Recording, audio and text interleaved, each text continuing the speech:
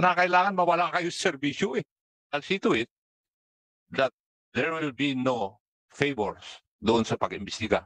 Babantayan ko. And I will ask also that criminal cases be filed against you for possible violation of the crime of abduction, violation of domicile, robbery, and perhaps perjury. Nagsasabi ng totoo. Hardy, will you please answer? Yes, sir. Ano ang yes, sir? Personally, kung akong tanungin mo, sir, may point yung kabila, may point din yung kabila. The object evidence and documentary evidence thus far, it appears that there is some credibility coming from the testimony of the private parties here, sir. I think it of record na yung chief of police ng San Pedro ay sinabi niya na nasa listahan. Sabi ni Kong Yamsuan, kaya pala newly listed eh, kasi nung nahuli ninyo, saka nyo pinalista eh. Inoperate nyo isang tao na hindi nyo alam ang pangalan, ang tunay na pangalan. Isang pagpalang araw po sa atin lahat mga kababayan at nanggigil nga itong si Congressman Acop sa pagsisinungaling ng pulis ng San Pedro, Laguna dahil halata na ang kanilang pagsisinungaling base doon sa CCTV na pinakita ng pamilya Kilaw, ngunit nanindigan pa rin sila sa kanilang affidavit. At tila ba lumalabas ngayon sa pagdinig dito sa House of Representatives na ang kanilang dinampot na si Louie Kilaw ay hindi nila kilala nung kanilang dinampot. At tinanong sila kung ano ang kanilang nasa isip nung makita nila yung kopya ng CCTV at itong mga statement ng mga tauhan ng San Pedro, Laguna. Ang unang tinanong ay itong si Ardi o Police Director ng Laguna at sinabi niya na may pareho silang punto. Ngunit ang hipi ay hindi agad makasagot na nagdulot pa ng medyo uminit pa itong si Congressman Acop. At posible umano silang kakasuhan at hindi umano titigil itong si Congressman Acop sa pagmumonitor sa kasong ito. At posibleng ipadismiss nga itong mga miyembro ng Philippine National Police San Pedro, Laguna dahil sa kanilang pagsisinungaling at pagtanim ng ebidensya na ang kanilang ikinulong at dinampot umano na tao ay malinaw na walang kasalanan, wala sa listahan ng barangay na posibleng sangkot sa illegal na droga. At isa pa dyan mga kababayan ay lumalabas pa sa pagdinig na ito ay pinoproteksyonan ng kanilang Chief of Police na si Police Colonel Legion itong kanyang mga tauhan. At syempre dahil command responsibility, siya umano ang papanagutin ni Congressman Acop. At dahil dyan ay si Congressman Acop na umano ang magpa-file ng kaso sa mga pulis ng San Pedro, Laguna dahil sa kanilang ginawang kapalpakaan at maling operasyon. Malinaw umano ang paglabag ng pulis ng San Pedro, Laguna. Muli ipinaalala ng NAPOLCOM na hindi dapat umano agad gumawa ng operasyon itong mga pulis kung hindi sila nakapag-case filed. Dapat alamin, kilalanin muna nila ang kanilang target bago pa man sila gumawa ng aksyon. Dahil posible umano na maling impormasyon ang ibinigay sa mga pulis. Ngunit ang mga pulis ng San Pedro, Laguna ay gumawa na agad ng operasyon. Kaya maling tao ang kanilang nadampot at ipinakulong. Magandang hapon po sa atin lahat. May I ask the regional director? You have seen the video presentation, right? And you have listened to the testimonies of the persons who are supposedly, allegedly victims of wrongdoings of your police force, right? Ganon din po siguro yung provincial director. Nakita mo rin yung ebidensya, narinig mo rin yung side ng mga resource persons natin na naging biktima ng mga allegedly by your policemen. Ganon din yung hepe at saka yung intelligence officer. Di po ba? After seeing all of these pieces of evidence, matanong ko nga kayo, Regional Director, sino kaya ang nagsasabi ng totoo? Tinatanong ko po kayo, Ardi, after seeing all the pieces of evidence and listening to the testimonies of your people and of the alleged victims of your people, sino po kaya nagsasabi ng totoo? RD, will you please answer? Yes, sir. Ano ang yes, sir? Personally, kung akong tanungin mo, sir, may point yung kabila, may point din yung kabila. But then kung sino, maybe the court will decide who is telling the truth. Anong korte ang nagsasabi? Anong korte ang sinasabi mo? Wala naman sinasabi rito korte. Being the regional director of Tinatanong kita, ang iyong personal opinion after listening to the testimonies and looking at the video which will not lie, ano sa tingin mo? Personally, sir, again, on my part, my point, yung kabila, my point din sa kabila. Alin ang mas magandang puntos? Following your logic. Akala mo kasi titigil doon yung pagtatanong ko eh. Alin ang mas magandang puntos? Personally, sir, parehas pa rin sila. Parehas. When are you retiring? I will be retiring this coming October 15, sir. Yes, and therefore, you will not be the one handling the administrative cases that will be filed against these people. Di ko alam, sir, kung may habol yung pag-file ng case ng pag-take cognizance ng under-IA, sir. Thank you. How about the Provincial Director of Laguna? What is your personal opinion? Sir, based on the records provided by the San Pedro City, sir. Hindi ko po sinasabi. Yung records ng San Pedro, you listen to my question. Yes, sir. Ang tanong ko, nakinig ka sa testimonies ng iyong mga tao at ng mga tao na naging biktima ng iyong mga tauhan at saka yung video. Ano ang personal opinion mo? Sino ang mas may magandang punto following your regional director?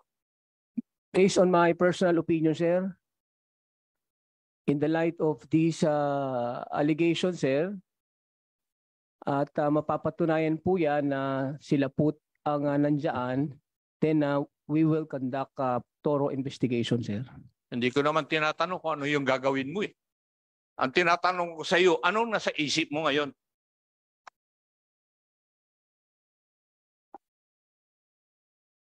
We will provide, sir, yung necessary steps, sir. I am not asking what you will provide. I am asking, ano sa tingin mo ang nasa tama? Sir, Yung iyong mga tauhan o yung mga kuan? based sa record, sir, I will stand with the report, sir, ng ating PNP, sir, San Pedro po, sir. Okay. Yung Chief of Police, may I ask?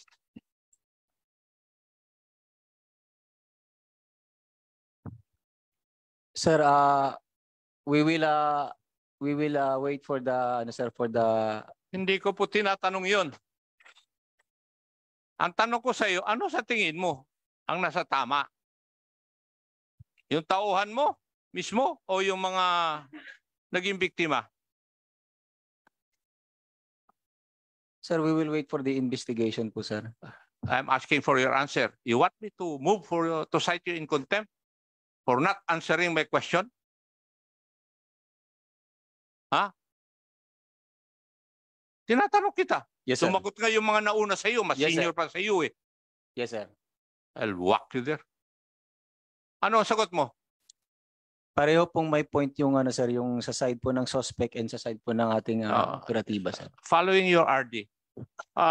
Mr. Vice Chair, ano po sa tingin ninyo?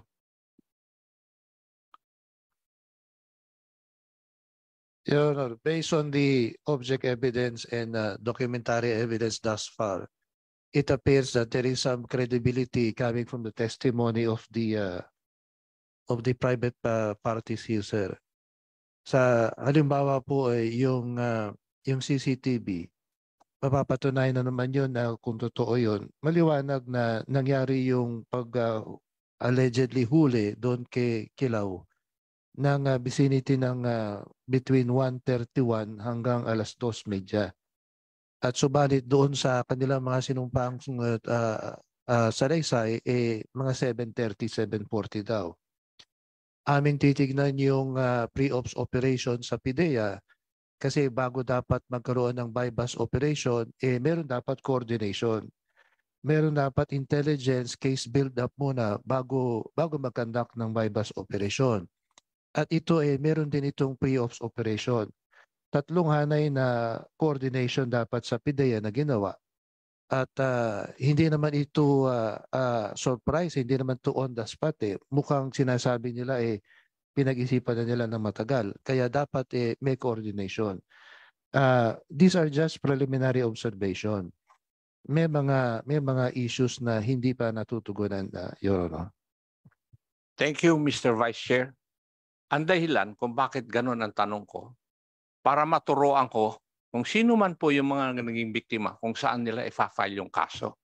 Kasi kung ipa-file ko yung kaso doon sa regional director, ay hindi ko na ipa-file. Kasi bias na yung opinion mo, Mr. Regional Director. Tama yung sinasabi ni Vice Chairman. Kaya I would advise yung Attorney Leonardo, kayo po ba ang magfa-file ng kaso?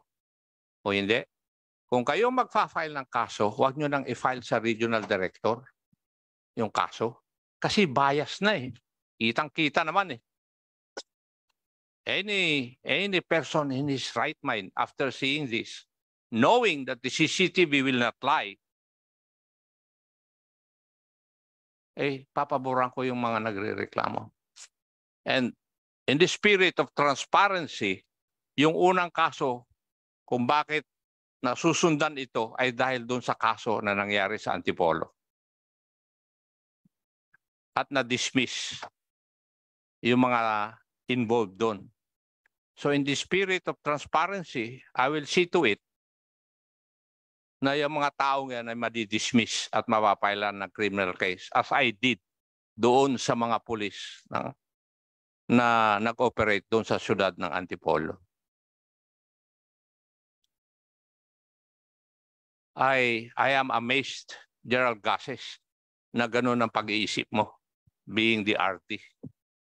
There's a limit to protecting your men and upholding their moral and welfare.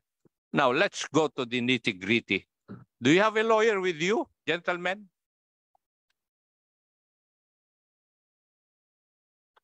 Attorney, sino you're asking the suspect or the yung victims? team na nag-operate. Do you have a lawyer with you?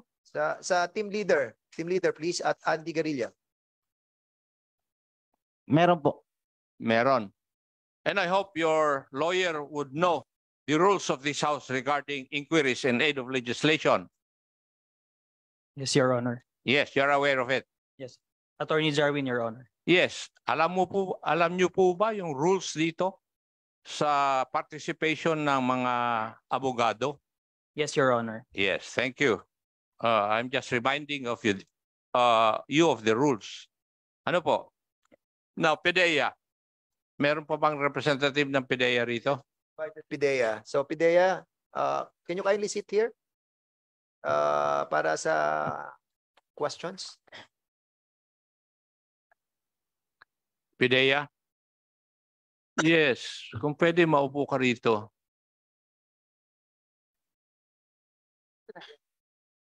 Diyan tayo magsisimula sa inyong departamento. Have you taken your oath? Not yet, sir. Okay. Sige, administer muna, Comsec. Comsec. In a while, we'll be taking your oath. For the meantime, can go ahead with your questions. Sa kanya. Yeah. PIDEA.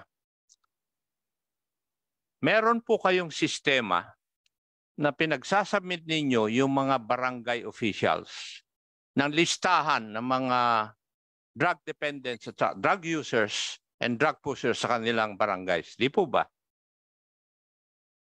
Yes, sir. Yes. And this is done with the municipal or city government.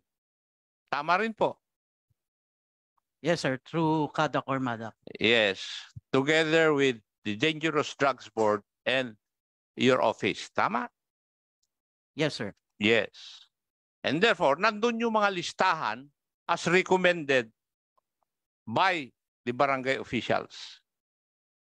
Yes, sir. And then, binabalik ninyo pag-validate nyo na totoo. Yes, sir. With the PNP, sir. Yes. Now, may I ask the station commander or the chief of police, kasama ba siya sa listahan? Yung naging biktima? Is his name in the list of drug pushers, drug users, or drug dependents insofar as the list of the barangay officials or the concerned barangay officials are concerned? Yes, sir. Is newly identified listed, sir. God sake. Newly? Ang tinatanong ko sa iyo, narinig mo ba yung pagtatanong ko doon sa PDEA? Merong nire-require sila na mag-submit yung mga barangay officials na listahan sa kanilang barangay yung mga drug users, drug pushers, at saka drug dependents. Through their barangay anti-drug councils. Dumadaan sa munisipyo bago pumunta sa PDEA together with the Dangerous Drugs Board na nag-create ng policy na yon. Di ba? Nagko-coordinate, binivet, at ibinabalik sa mga barangay captains. Tama? Yes, sir. For Yes. Now, ikaw, Hepe, alam mo dapat yun eh. You're just telling me your ignorance of the law. Kung hindi mo alam yun. Kung ako, congressman na, matagal na ako nag-retire, alam ko. Do you know na meron ganon? Yes, sir. Yes. Ngayon, nasaan yung listahan na yun? Anong listahan na pinagbasihan mo na nandun yung pangalan ng tao? Sir, we have may category po tayo, sir. Meron kasi na under listahan mo, listahan ng barangay officials. Sa barangay po nag-start yan, sir. Yung newly listed po, sir. Mr. Chair, may I request that we also invite the barangay captain concerned where Mr. Kilala Kilaw is a resident. Yeah. Well, actually, we have invited the barangay chairman. Para may pakita. Yeah, unfortunately, hindi nakarating. But we will be inviting him on the next kung kasama po yung sa listahan nila doon sa Kwan. And may I ask PDEA, you kindly verify from your list. You get the barangay and the municipality na kinaruruan ni Mr. Kilaw. You have a list of that, I know. We will verify, sir. Yes, that is in pursuant to the Dangerous Drugs Board policy. Yes, sir. Yes. So PDEA, kindly submit to us as soon as possible. We've been working together for so many years when I was the mayor. So next week, submit nyo na agad yung listahan so we can see. Mr. Chair. Yes, sir. We will comply, sir. Sige, go may ahead. make it of record na yung chief of police ng San Pedro ay sinabi niya na nasa listahan. Is that Newly listed po, sir. newly listed? After the fact. Kahit na newly listed, pag wala doon, I will charge you for perjury. And I'm not joking. Kasi ayaw ko yung nagsisinungaling dito sa committee namin. Ayaw ko. And if what you are answering is not true, I will, kasi inulit ko na sa iyo I'm making it of record na ang sagot mo ay nasa listahan. At saka, dinagdag mo, newly listed. It is of record. Okay? Colonel? Copy, sir. Yes. May I know if you have directed yung team na yun na mag-conduct ng bypass operation? Kasi doon sa affidavit nila, sinabi nila yun Yes, sir. Pursuant to our simultaneous anti-criminality and law enforcement operations, sir. Ay, hindi yun ang sinasabi sa affidavit. Ang sinasabi rito, and I would like to quote paragraph number 2 na ako, sabi ni Mungkal, na ako ay membro ng San Pedro Police Station at naatasan ng aking hepe na si Police Lieutenant Colonel Rolly Buhisan Liegen, Acting Chief of Police, na magsagawa ng operation laban sa mga taong sangkot sa illegal na droga. That is precisely the first question na tinanong ko sa inyo, na sangkot sa illegal na droga. Kaya yun ang una kong tanong. Okay? So, inutusan mo sila talaga.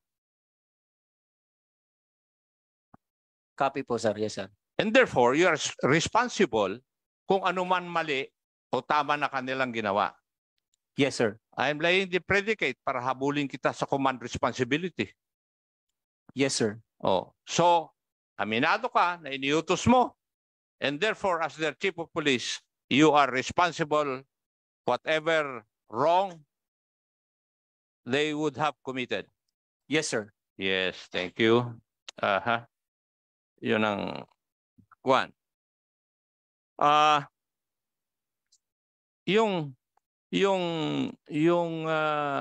Si kapatid ni Mr. Kilaw,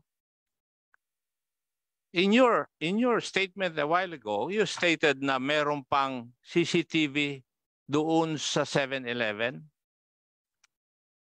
Yes, Your Honor. And did you ever try o sinubukan niyo po bang kumuha ng kopya nun?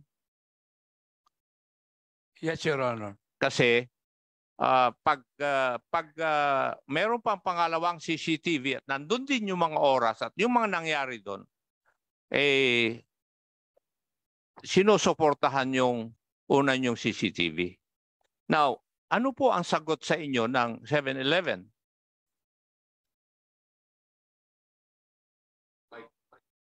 Paki-on po yung mic ninyo.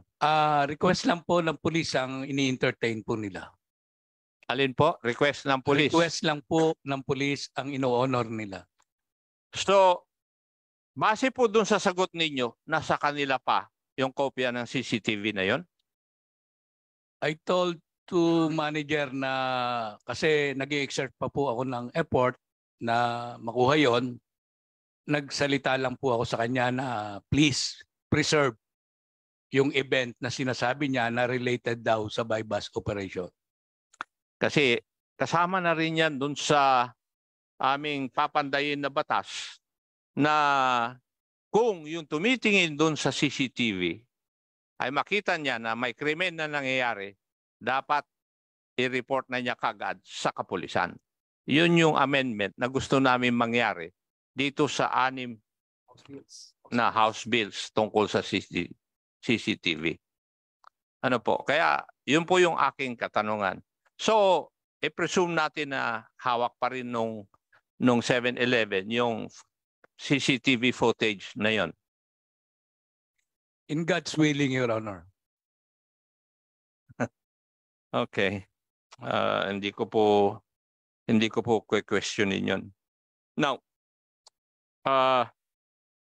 may I know from the intelligence officer of the San Pedro Police Station, ano po yung listahan ng mga ebidensya na isinabmit nyo sa office ng prosecutor? Meron po bang kasama yung motor na gamit ng tao?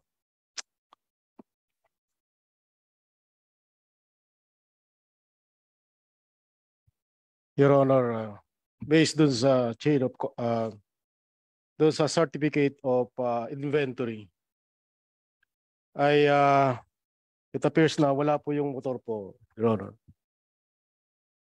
Yung pong bisikleta na sinasabi, wala din po doon? Based on the record at hand that certified that no bicycle was appeared on the... Doon po sa pamilya o kapatid ni Mr. Kilaw, yung motor po ba ng kapatid po ninyo nandiyan pa? Ibinalik nila, Your Honor, a day after. A day after. Yes, Your Honor. Pero yung bisikleta, wala. Wala po. Okay. Now, may I know who is the team leader? On this particular case, sir, is Police Staff Sergeant Hirilya, Your Honor. Yes. Are you around? Yes. Are you aware of your police operational procedures manual? Yes, sir. Kung matanong ako sa iyo tungkol doon sa manual, pag hindi mo masagot, hindi mo alam, di ba? Yes, sir. Tama? Yes, sir. Yes. Umpisahan po natin. Paano nyo inumpisahan na planuhin na hulihin si Mr. Kilaw? Bali po, ang nangyari po dyan, Your Honor. Hindi, paano nyo inumpisahan? May information po si Patrolman Tamaray, inirelay po sa akin. Alin? May information si Patrolman Tamaray na alleged nagbebenta ng droga sa May Putol. Inirelay niya po sa akin yung information na yon. So, would that show o pinapakita ba niyan na hindi niyo pa alam na kung kasama si Mr. Kilaw sa drug list ng barangay? Kasi ang isda nahuhuli sa bunganga niya eh. Hindi pa po. Oh, so hindi niyo alam. Eh bakit alam ng hepe ninyo?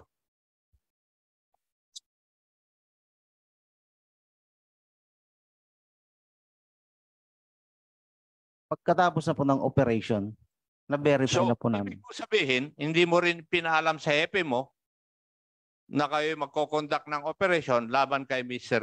Kilaw. Sinabi po namin. Sinabi mo nga after the operation eh. Before the operation, sinabi mo ba? Yes po. Chief, would that be true? Yes, sir. In-inform po nila ako, sir. In-inform ka nila. Okay. So, nagpapalabas na alam mo lahat yung operation. As I've said, nilay down ko yung predicate na mahabol kita ng under the principle of command responsibility. Para lang alam mo. Kasi kung nagsisinungaling ka, you will reap the consequences of your lying. Yun yung akin. Now, ano po ang ginawa po ninyo in accordance with your police operational procedure, POP manual? Pagkatapos po ng information, na-verify po ni Patrolman Tamaray yung information na na-receive niya. Hindi. Teka. Let me stop you there. May information si si Sergeant Tamaray? Yes po. Na si Mr. Kilaw ay nagbebenta ng droga? Yes po. After that? Nagkandak po si Patrolman Tamaray ng verification. Yes, because that is required by your manual. You have to vet kung totoo yung impormasyon na natanggap. Yes po. Siya mismo ang nag-vet. Yes po. Anong lumabas dun sa kanyang kwan? Base po sa verification na ginawa ni Patrolman Tamaray, positive po na may nagbebenta nga po doon sa May Putol ng hinihinalang illegal na droga. May nagbebenta. Hindi pa niya alam na si Mr. Kilaw yun? Your Honor, may I request Patrolman Tamaray to answer. Siya po kasi ang nag-verify. Sige.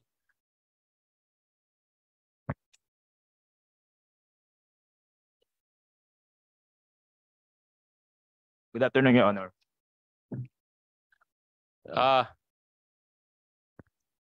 When you got the information, Sa confidential... Teka. When you got the information, nung nakuha mo yung information tungkol kay Mr. Kilaw, sinabi mo kaagad sa team leader mo? Yes po, sir. Yes. Tapos sabi niya, hindi pa niya alam kung si Mr. Kilaw ang kwan target ninyo Di ba? So alam na niya from the start na may target kayo na si Mr. Kilaw. Regarding po dyan, sir, Sagutin mo yung tanong ko. Hindi ko tinatanong kung regarding that or what. Sagutin mo yung tanong ko. kilala po namin sa alias po, pero yung buong pong pangalan, hindi po namin alam. Alias lang po ang binigay sa akin na informante po namin. Sige. And that is precisely the reason why kailangan mong i-vet o i-validate yung info. Yes po. So, ano po yung action ninyo para mag-validate? Nalaman na po namin yung information ng pangalan niya po nung nabaybas na po namin siya at natanong ko po kung ano po pangalan niya. Pero ang information po na ibigay sa amin po is alias lang po. Nalaman niyo yung pangalan niya nung nabaybas na? Opo. Ha? Alam mo, ang sabi ng aking magaling na abogado nun, kung magsisinungaling ako, yung pinakamalapit sa katotohanan. Yung pagsisinungaling mo, malayo sa katotohanan, Ibig mong sabihin, nag-operate kayo sa isang tao na hindi nyo alam ang katauhan. Ikaw, sinabi mo mismo na ikaw ang nag-validate ng info. That is precisely the reason why I'm asking you, paano mo binalidate yung info? Kasi that is part of your operations dapat. You have to validate the information. Kasi baka pinainan lang kayo ng maling informasyon Di ba? Ganun ang purpose ng procedure na yon.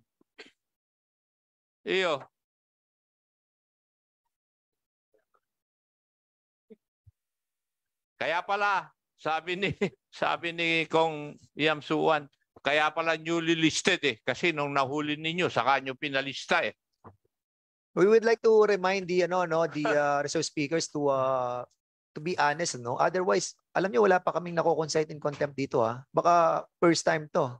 Kaya be truthful, please.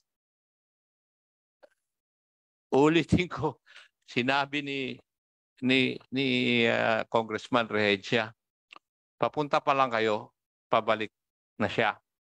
Ako nakabalik na ako't lahat